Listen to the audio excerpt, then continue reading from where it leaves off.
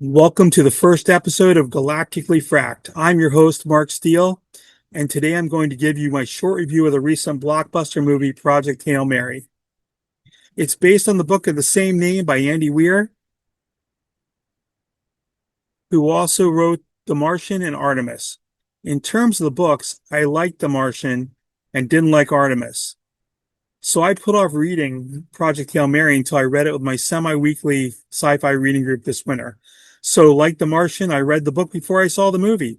Artemis hasn't been made into a movie yet, so maybe I'm not the only one who didn't like the book. I'm going to try to avoid spoilers here in case you haven't read the book or have yet to see the movie. But a few that I think you could probably already glean from the trailers are impossible to avoid. The basic story involves a scientist, Dr. Ryland Grace, who awakens on a spaceship with a mission to save planet Earth.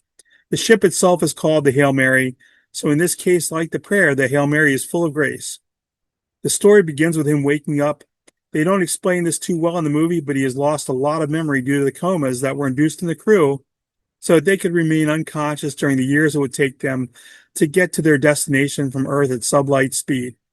As he learns more about himself and the mission, he also begins to regain his memories of the events that brought him to this point. These are shown in the movie as flashbacks. First, if you like The Martian, you will probably like Project Hail Mary. Similar big name lead actor, each in their own way trying to science the hell out of it in their respective situations, as astronaut Mark Watney, played by Matt Damon in the movie The Martian, would put it. I saw an interview with Andy Weir by an Oxford astrophysicist, and they discussed at length some of the science, especially the astrophysics behind the movie, things like relativity, time dilation, etc.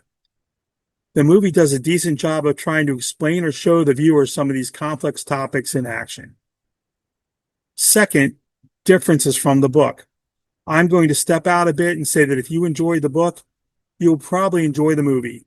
Okay, so if you're the type of person that cannot stomach any changes at all from the book to movie, you're probably not going to like this movie. But get over it or don't watch any more movies based on books. The Audible version of this book includes over 16 hours of listening pleasure. If you think you can make that into a movie of less than 2.5 hours without changing anything, then good luck with that. So yes, there are changes.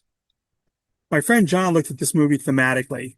He concluded, and I agree, that the movie follows the themes of the book very well, even accounting for different media and length. I agree with that. You're not going to watch this movie and think, oh, this is a totally different story than the book. It's just told in the medium of film rather than novel. I think the movie conforms thematically to the book.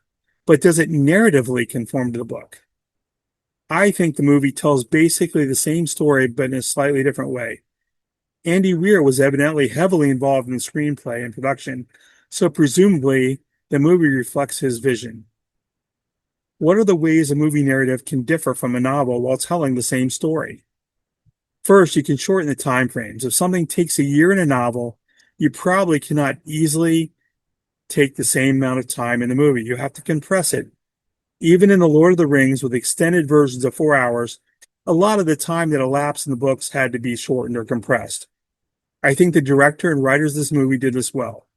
They glossed over some significant segments of time, but did so in ways that it largely did not detract from the story. You can literally show, not tell. Now, everything that an author is taught is in a novel to show, not tell. But literally everything in a novel is telling. You have to tell the person. You have to write it in a novel, and the person has to read it. In a movie, a picture might truly be worth 1,000 words. So you don't have to read that a planet is not Earth. Nobody has to say it. One look outside the window of a spaceship tells you that right away. You see, that's not Earth. In this movie, even some of the science was conveyed this way through simple diagrams and even puppet shows. Okay, spoiler here, but I think you can glean this from the trailers. There's an alien in the movie, and he's very not human-like in terms of appearance and biological function. Some of the interactions follow the themes rather than the explicit narrative in the novel, but they have to get from first meeting to full communication in a relatively short period of time and do so in a way that both makes sense and yet is entertaining to moviegoers. I think they largely accomplished this. They can't just automatically make the aliens speak English like in some science fiction. I think that the way in which the movie glosses over some areas actually improves on the novel regarding a couple of points. For example, the coma gene, which I'm not going to get into. There are also characters in the movie that are not in the book, but they are largely used to get things done more quickly and move the plot along. Overall, I think this is a good movie. I enjoyed it. I think you and your family could enjoy it as well.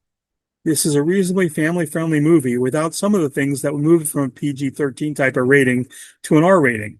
And I think your family will find it hopeful and endearing and funny at places. I laughed out loud a few times, and I may have gotten a little dust in my eye and resulted in some water at a few places as well. I give it 2 thumbs up. And yes, my thumbs are down, but you'll get that if you watch the movie. I heartily recommend it. Go see it. It's time go.